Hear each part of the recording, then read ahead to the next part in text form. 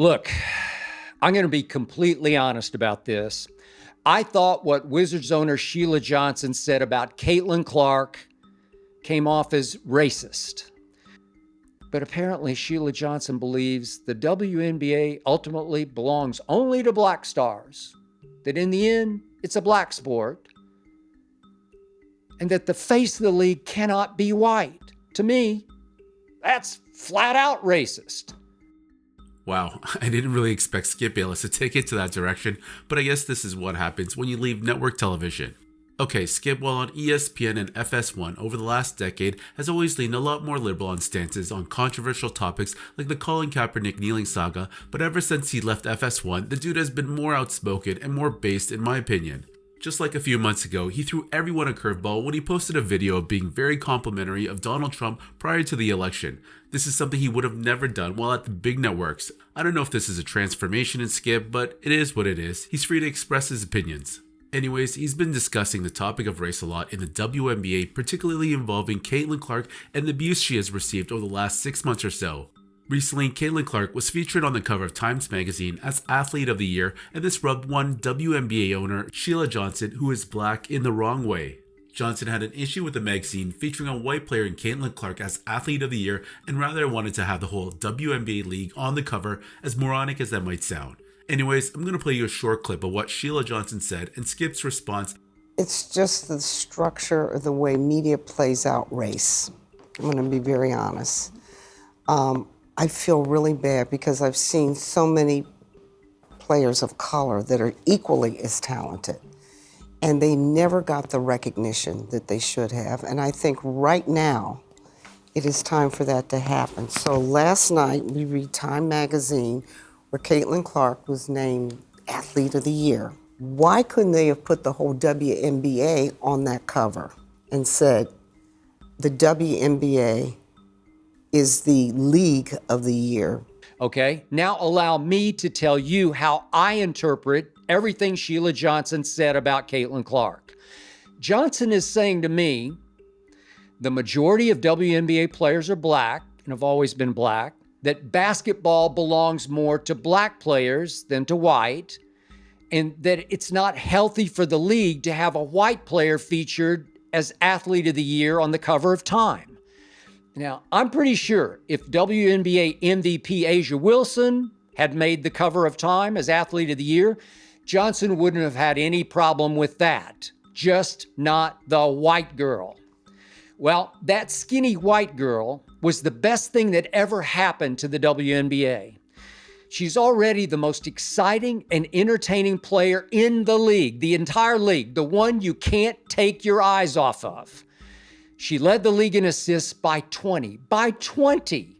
She was second in the league in free throw shooting at 91%. And of course, she led the league in logo threes made, in part because she surely attempted the most very deep threes. No female player has ever been able to jump shoot from such distance, or even tried to.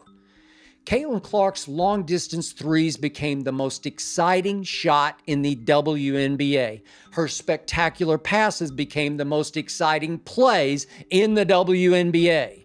Now, yes, she shattered the WNBA's record for turnovers because she would try to pull off passes that were all but impossible. But at least, once or twice a game, sometimes 3 or 4 times a game, she did pull off the near impossible.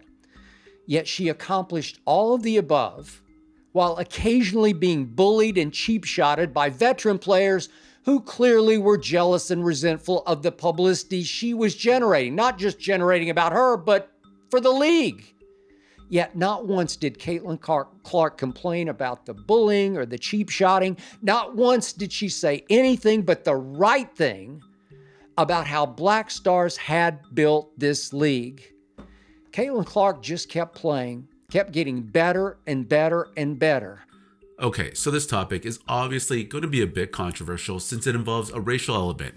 Skip makes a very good point that had Asia Wilson been on the cover of the Times magazine, Sheila Johnson most likely wouldn't have had a problem with that. This just shows you the double standard for white versus black players in the league. On top of that, Caitlin Clark isn't the first white female star in the WNBA. She's popular because she makes difficult passes look easy and has a great shot from distance, kind of like Steph Curry. And it's also because she blew up in college and had that huge rivalry with Angel Reese, so a lot of fans have been following her from college to the WNBA.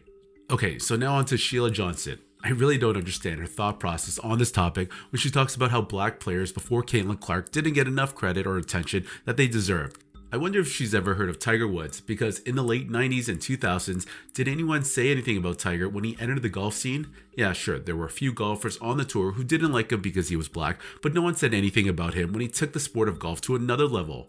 I don't recall anyone saying anything about the white golfers who built the game and not getting attention. I think the Tiger Woods effect in golf is a perfect example of Caitlin Clark's impact on the WNBA. Yes, she brought a lot more white people through the turnstiles, but surely Sheila Johnson doesn't care what color her customers are, does she?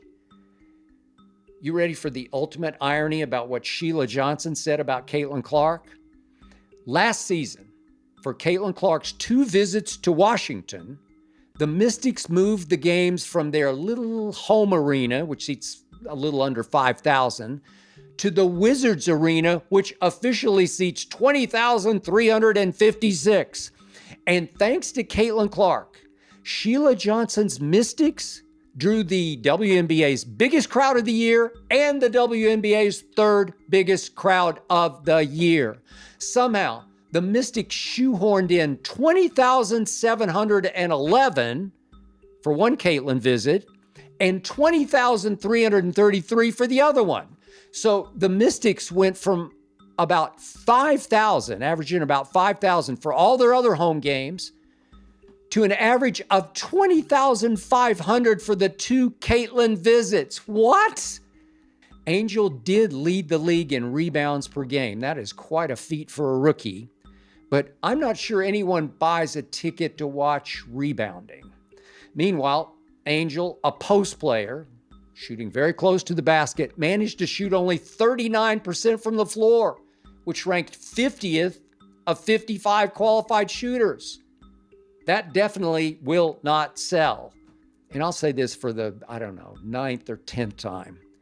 The WNBA's Black Stars need to quit reading what a few nobodies say about them in social media comments. Yes, yes, yes. There are white racists on social media, but it's not fair that every time a Black Star reads, 2 or 3 racist comments from nobodies, the inference is always that Caitlin Clark caused this. But apparently Sheila Johnson believes the WNBA ultimately belongs only to Black Stars, that in the end, it's a black sport, and that the face of the league cannot be white. To me, that's flat out racist.